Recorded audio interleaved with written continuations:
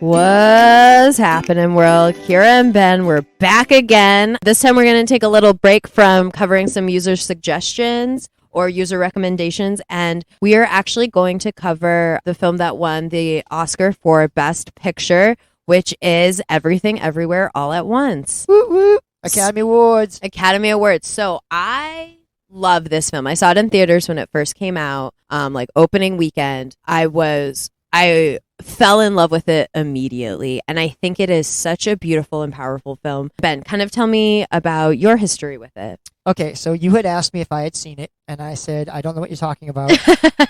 And you're like, you have to watch it. It's amazing. It's up for the Academy Award. And I was like, okay, I'll give it a shot.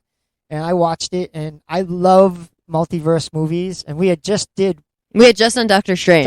And that was where you asked me if I had seen this one, and I said no. So I sat down and I watched it, and I liked it far better than Doctor Strange. I mean, I thought it was absolutely amazing. I really appreciate you suggesting it. Oh my God, thank you so much. Absolutely amazing. I think the use of the multiverse and the science of the multiverse used in this film is better than any Marvel thing I've seen. Yes, 100%.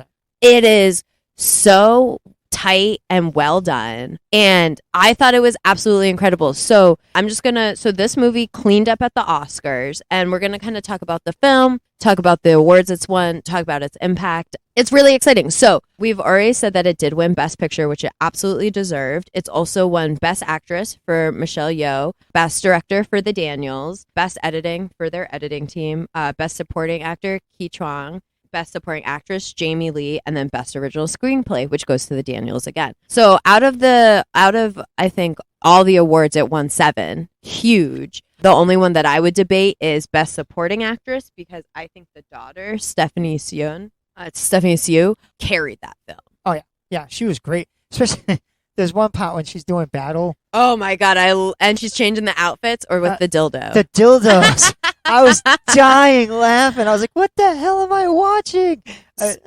It is so funny. So the absurdity of this film mixed with some really true like emotional punches is what makes it so fantastic. So we're starting off with, we have Michelle Yeoh's character, and she runs a laundromat. She lives with her father, her husband, and her daughter, and she is very stressed out all the time, thinks she's the only one keeping it together. They have to file their taxes, and their taxes are wrong, and she's struggling with that. She's struggling with like getting approval from her dad. She's struggling with her relationship with her daughter. She feels like she's kind of losing grip in every aspect of her life. Yeah, and I thought it was great that like one of the reasons she's struggling with the taxes is because she keeps on starting projects that she don't finish. Yeah. But they revert to the other multiverse. Like she starts trying to be a singer, and then she can't do it, and then she starts trying to be something else, and she can't do it. But the whole reason she can't finish it is because in another universe she is finishing. And I thought that was so cool. So one of the things I love about this movie is the idea that any version of you is still inside you at any point. And I think that's like a really powerful message to have. I know the overarching message is that of breaking generational trauma and listening to your children and forming new bonds with them, and accepting them for who they are. Outside of like how you grew up, you have to respect how you're raising your children. I don't know. I thought that one scene in the parking lot was incredible. When they're talking to each other? Yeah, and she's like, I could be anywhere in the world, but I want to be right here with you, saying this out. So we have the mom. She's dealing with all very real life things in her, or what I would call our universe. Yeah. And she gets a fracture, and her husband, his body gets taken by one of his other multiverse personalities, who's like a 5-star fighter. He comes from the best universe. He knows everything. He's there to protect her. So he's kind of like her guide throughout this. And as she's able and getting more comfortable to tap into like these different worlds, she's seeing that parallels in each world. But there's one force that is kind of following her around. And that is, it is not her daughter, but her daughter is the impersonification of it, or personification of it, into this like all knowing kind of celestial being who has mastered this multiverse and believes that there's nothing and the world is nothing. Yeah, if you put everything on a bagel, it's nothing. Yeah, You're just going into the hole. And I like this idea of like nihilism because at my core, I'm very nihilistic. So I thought that was really interesting that we're going to have this be our like main focus of the film is like how we have access to all these things, but nothing really matters if we have access to all of it because we'll just take it all for granted anyways. Yeah, I agree with that. I think one of the key aspects of this movie too was the fact that her life isn't as bad as she thinks it is. No, I mean, who doesn't struggle with taxes? Right. or struggle in life. Like she's not happy in her marriage, because she wants better. She just thinks that she could have done better if she didn't marry this man. But in reality, like she was where she had to be. Yeah, exactly. And I think that's like the point is like everything happens for a reason and everything will happen for a reason. So this movie is also broken up into 3 parts: everything, everywhere, and then all at once. Like so the last movie. Just like the last movie, if you're not caught up, we did just cover a Hindi film, Tambaan. Yeah, Tambaan. This was also broken up into that 3-part structure, this film as well. And I think between these two, now that we're just like kind of talking about it, is they both deal with a child and parent relationship and how to overcome that, especially in the 3rd parts where we see it all come together. So this movie is very, I would say, emotional. I think one of the best parts is when we kind of see the daughter and Michelle Yeoh's character kind of having this all-out fight through every single universe, and they're just like yelling and they're trying to understand each other and they can't because no one's really listening, and then they go to rocks and they just sit there as rocks. And it's so funny. It is so funny, but it's also so beautiful because I thought to understand this like idea of like peace within like a mother and daughter relationship of where like you're not always constantly fighting and like someone's not listening, someone's just talking, and you go to this place of silence to just like be with each other, I think is super important. I love this movie. This movie resonated with me a lot. So let's get back. I know I'm jumping all over the place. I just have a lot to say. It's a good movie. It's a really great movie. So the fight scene's hilarious. Michelle Yeoh, an incredible star, incredible action star, incredible actress, really coming into her, like, I would say like golden era, winning an Oscar at 50. Some fun facts: outside of Halle Berry, she is the only woman of color to win Best Actress. She's also the first Asian woman to win Best Actress. Nice. Deserved it. She absolutely deserved it. I thought her performance was phenomenal. To play all those different parts and give everyone so much soul is so beautiful. Yeah. She really put her whole self into it, and I think that really shows with like the Daniels and how they created this great environment. I mean, this film won Best Editing, and I had 5 editors who had never edited a film before. Like, I did not know that. This movie, I learned that from the Oscar speech. This movie is so incredible, and it is so good, and it is so fun, and it is so rich. I thought, to me, it felt like life, because life is crazy and absurd, and you don't know what's going on, and everyone's trying to make sense of it, but nothing makes sense, because nothing matters. Again, back to the nihilism, like nothing matters. And from that, you have to create your own meaning, and you have to form your own bonds, and you have to work at the relationships that matter. Yeah, I agree with that. I mean, you have to focus on what's around you and like the people around you instead of trying to focus outwardly. Like get your house straight. Yeah, and I mean this whole idea of like focusing like on these like taxes and like trying to get like your money right. Like we obviously all have to do that. We're in tax season right now. Oh yeah. But at the same time, it's like there's more to life than being successful. Again, we're talking about this capitalistic machine that the Western world has grown in, but it's like it is unsustainable. This is not, people aren't meant to become workhorses that just grind themselves into the ground to pay the government to have a semblance of a life. Like, yeah, like me, I work 2 jobs. I kill myself, but I do this podcast. I wrote a book. I do stuff other than work because work, it doesn't make the person I am. Right. And you can't let it define you. Like, exactly. And I think what is so great about Michelle Yeoh's character when we see her exploring all these different activities and hobbies and passions that she feels like are inside of her is that she's trying to become more than her job. Right. She's trying to become like, she wants her job to be everything that she is, and she's still trying to figure out who she is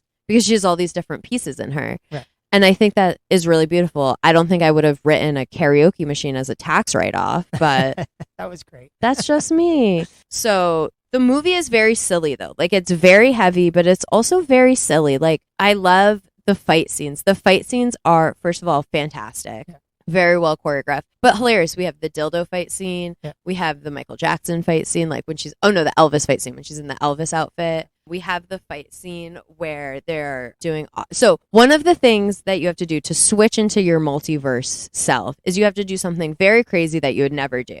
That would be so out of character that it would like trigger some synapses or something. I forget the exact science. And so these people have to do the craziest things. Yeah. One of my favorite ones is they're in the middle of the battle, and one of the people that they are fighting has to jump onto a butt plug that is actually a statue for Auditor of the Year. Yeah. Hilarious. They have to stick something up their butt to become a great kung fu fighter. Exactly. It was so funny. It's like, what the hell is this? Or like they have to like, I think like one of them was like he had to like confess his like love or like lick his face. It's just very silly and it's very fun. So then we see Michelle Yeoh in every universe, right? And now she's exploring herself in every universe, which I think is important. Like it's something you have to do. And she seems most happy in her movie star universe, where she is a beautiful, popular star. Yeah. And her husband is also in this universe. He's in every universe. Everyone that is with her is in every universe, which I think is beautiful because it shows like you're really, the connections that you make are real and you're making these connections for a reason. Because even if you don't believe in anything, which is the point of this film, this nihilism, people are still connected and everything does still happen for a reason. Yeah. And I thought one of the main points of this whole movie is the daughter has a female relationship. Right. She's gay. She's gay. So her grandfather, the mothers are scared to tell the grandfather because she feels he's not going to accept this and it's going to be like a disgrace to the family. But in an alternate universe where they have hot dog fingers, which was freaking hysterical, by the way. She's gay. She's gay with the tax auditor. So it was like, I was like, oh my God. So like, it's really funny. And I think one of those parts when she sees the relationship she's in with the hot dog finger universe and how much love they have for each other, I think that's one of the things that breaks her from being stereotypical. Absolutely. And I think too, and I think I 100% agree. And I think when she finally stands up to her father and defends her daughter and is like, no, this is her girlfriend, not her friend. Like, you should be introduced to her properly. I think it shows that, like, even if you can't understand something, you should still accept it because you still love this person. And I think the scene where she's in the intimate relationship with Jamie Lee Curtis is much more to also see Jamie Lee Curtis's humanity and kind of humanize her a little bit because she is this kind of like domineering, kind of like negative force. I'll use the word force. Yeah. Negative force. And from that, they're always constantly at battle. And then we see them sitting outside of the laundromat, kind of talking towards the end of the film. And they're really kind of connecting with each other and having empathy and compassion and listening. Right. And then we see her being like, okay, come back and we'll work this out. We'll figure it out, which I really liked. And I thought the film was great. And then you see like how her and her husband reconnect. Yeah. Because she thinks he's an idiot. She thinks he's unable to do anything without her. Right. And, there's a part when they're in the laundromat and everything's going to hell. The husband talks to the tax auditor and she's like, all right, I'm going to give you an extension. Mm-hmm. So the wife's confused as all get out. She's like, what just happened? And he's like, I talked to her. So when they go outside and they're sitting on the thing talking, he was like, she's like, what did my husband say to you? What did my dim-witted husband say to you to get you to give me an extension? And she's like, he told me the truth. Yeah. He told me that you guys were thinking about getting a divorce. And she's like, and I had a divorce. And it hit home with me, so I understood your pain, so I gave you an extension. And I thought that was really good to see, like, even though you think this guy's a moron and everything else, he basically saved you. He did. Yep. So the husband is the character in Indiana Jones. I forget the character's name, the little Asian boy that's hysterical. And he's also in Goonies, where he's like the James Bond wannabe.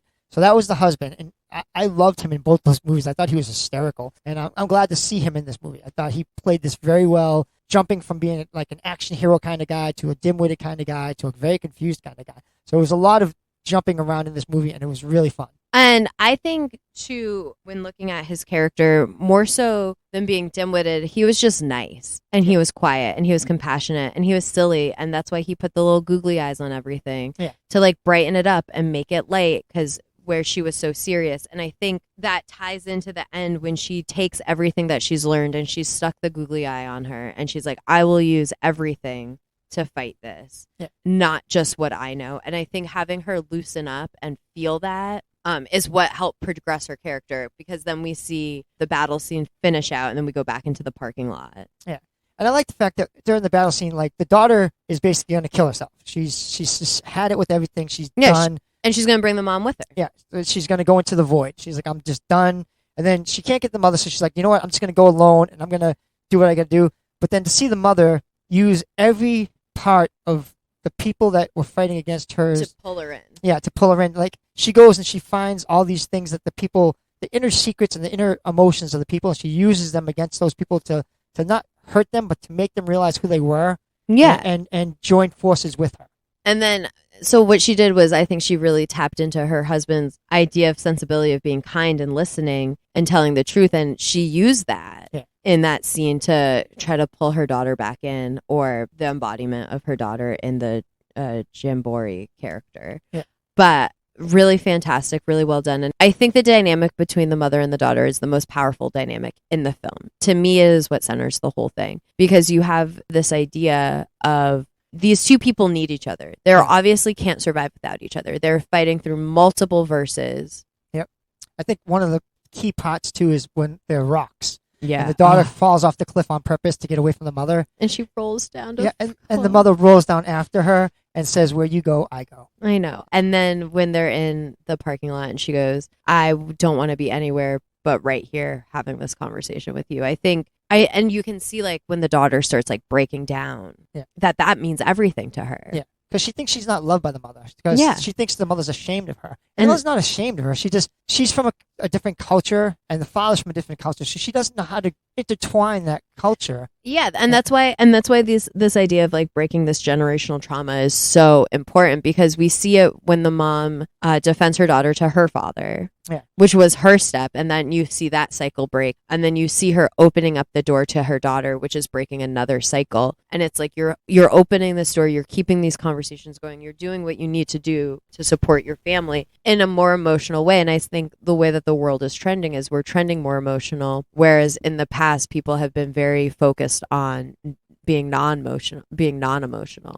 I didn't realize that the grandfather is the guy from Big Trouble in Little China. Yeah. He's the villain. He's like 100 years old. Yeah, he is. But he did. And I like the fact that at the ending, when he does realize that the girlfriend is the girlfriend, he accepts it. Yeah. He's just like, because I think he realized things are changing. Yeah. He didn't want his daughter to be unhappy. I think he was stuck in his traditional ways. That's why he didn't want her to marry the husband. He was like, if you leave, you're done. I'm done with you. Because he was stuck in his traditional ways, and she broke that cycle. And then the daughter broke the cycle. So I think, he was coming around. Agree.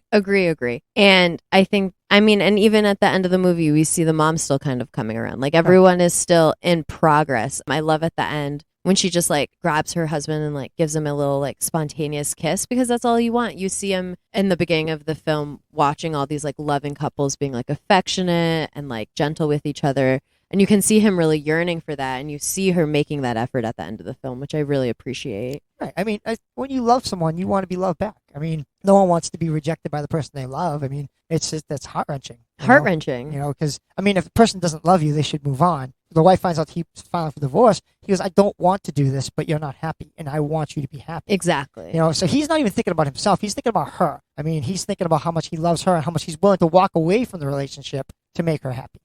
And I think that shows, like you said, how much he loves her, because when you care so much about someone that you would do anything for them to be happy, it means maybe you won't be happy for a little bit. Right. It falls into that. If you love something, set it free. And if it was meant to be, it'll return to you. Yeah. But also, I believe that if you break up once, maybe you shouldn't get back together, because people don't change. Right. But everything is different. Back to that nihilism. They're X's for a reason. X's for a reason. Yeah. You know what I'm saying? I do. This film is fantastic. I thought some fun things just to talk about. The costuming of this film, beautiful. Every new outfit that the daughter wore, I was in love with. Yeah, those designs were great. Incredible. And then she made her hair into like a bagel. Oh my God, it was so good. It was so good. And then like, I don't know, I loved how like everything fit like her personality for like at that time. Like we see her. I mean, the one scene where she's just like snapping in and out and in every single outfit. I was like, this is beautiful. The editing of this movie is crazy. So we only physically see a few universes in this, but when we see Michelle Yeoh's face, sometimes we see flashes of 30. Yeah. And I want to see movies about every single one. Yeah, yeah. Especially when they have that machine and it shows like the different spikes and the different universes. So you see there's multiple universes with them in it, but they only focus on a certain few, you know, and I thought that was really great. Nothing that was really good is when the daughter says, I took all my pain and all my anguish and I put it on a bagel. And she's like, and when you put everything on a bagel, it doesn't turn out well. It doesn't turn out well. This is everything bagel is not good. Yeah. And I don't know. I really, really love this movie because when you put all your emotions, so I'm a very emotional person. I will say this. I'm crazy. I'm emotional. I'm alone and scared right now. Pen's like, Kyra, do you have a knife? No, I'm playing.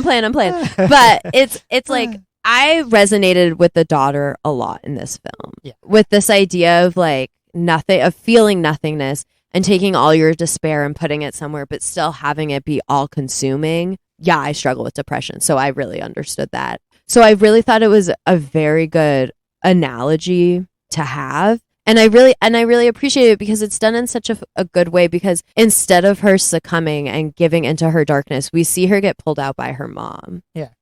And that's beautiful, you know, because parents should always be there to support their children. And they're not all the time. They're not. I mean, it's society. They're not always there for their children. And it's sad, you know, but that's the society that we have right now. Exactly. And here's the thing, parents, and I think a lot of kids forget this, but parents are people too. Right. And at the same time, no one knows what they're doing. Everyone is just trying their best. So I think we always have to approach situations with grace and understanding and empathy. But I think as being a child, you expect that your parent will just blindly. So, I mean, I don't know. Maybe I'm wrong. No, because anybody can have a child. Anyone can have a child. But not everybody can be a parent. 100%. Right? Absolutely. And in the last movie, he had a son. He didn't care about his son. He wasn't a parent. He used his son to get his own means. Yeah. You know? And that's the thing. And it's the opposite in this movie. The mother had the daughter and loves the daughter to death, but she doesn't understand the daughter. Yeah. Or she doesn't understand how to, because I don't think she could accept things about herself. How could she accept things about her daughter? Right. You know what I'm saying? Right. I love that when they're going through the universes, one of the most iconic lines that have come from this film is when Michelle Yeoh and Ki Hwang in the movie star universe are talking out in the rain. It's very beautiful. Reminds me of In the Mood for Love. Gorgeous. Yep. And they're kind of chatting about how they went their separate ways and how they didn't work out, how they broke up, and how she became an actress instead of like going with him to America. But he's successful. She's successful. And he goes, you know, after everything, I would have really liked a life of doing laundry and taxes with you. So she's looking at what it has as like a dream life. And she's like, and it's like the most mundane parts of your life that is stressing you out is the parts that make it beautiful. It's who you are and it's the connections you make. It's not what you do or what you think you need. Yeah. You know, and you can be rich, you can be famous, you can have everything and be lonely.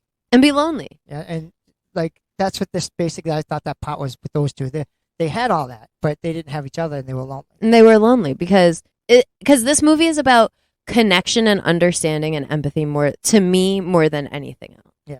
And I thought the funny part was when she actually jumps into the movie star's body. She's like, I have to go and save our daughter. And he's like, we have a daughter? We have a daughter? No. He's like, what is going on here? It's like, this is crazy. Yeah. So like so much of this movie is crazy. And like I strongly recommend it. I mean, it won Best Picture for a reason. My God. God. It is by far one of the best movies I've seen in a long time. And it keeps you on the edge of your seat. You're always guessing what's going to happen because so much crazy stuff happens that you're going to miss something. Like they turn into a professional wrestler. I mean, it's just so off the chain. And it's like every second is like something new. And it was really good. It was really good. And to speak to the best picture, I think it is. Did I see every best picture? No, but I know for a fact that this movie is better than Avatar: The Way of the Water. Oh, 100%. Just on, I've seen this movie. Maverick, get off it. Like, I understand that this is like the movie. This is the best movie because this is, I think, a representation of where we are as a society and where we are as a country. And I think that's what the Best Picture should say. When Bong Joon-ho won Best Picture for Parasite a few years ago, he had said the Oscars are not as international or the end all be all as we like to think they are. And I agree with that. They are not. But I think as an encapsulation of what America is focusing on or trying to focus on, it's perfect. I think having this movie win is a huge success. I think beating something that is very like Americana, like Top Gun Maverick, where we're just like, it's a legacy film. It's following a white man. It's like military propaganda, like all these things. But like, no, I've seen this story so many times. I don't care about it anymore. I want to see a story about a family jumping through multiverses to understand each other and grow in love. Yeah, and I thought I like this because last year's Coda winner was incredible, and it broke down the doors for the hearing impaired and the deaf. And this year it broke down the barrier for different cultures. Agree. And I feel like these barriers have been broken because, like, I mean, we've been obviously doing a huge spell of international films and amazing films, and they are just better than like America is not the end all be all. I totally agree with that. Like, if you can read a line of dialogue, you can open your mind to so many new movies. Right. And I honestly think, like, as an American, if you're listening to this as an American, if you go back through our podcast and look at the episodes we had and the movies we have reviewed, go watch them. Yeah, please watch them. You got to watch them because they will break your mind down and be like, all right, we know something. These are actually really good movies. And I would have never watched them because they're not focal points of American culture. They're not like on our televisions every day. They're not, flashing our faces, like a Top Gun Maverick, Avatar. Those are like, every commercial, everything. These movies don't get the focus that they do in America, but they should because they rock. They rock. And I think it's just arrogance and xenophobia and all these things that America's great at. But I love watching these films. I have so much fun. I love this movie. I cannot say enough good things about it. I cannot stop recommending it to anyone.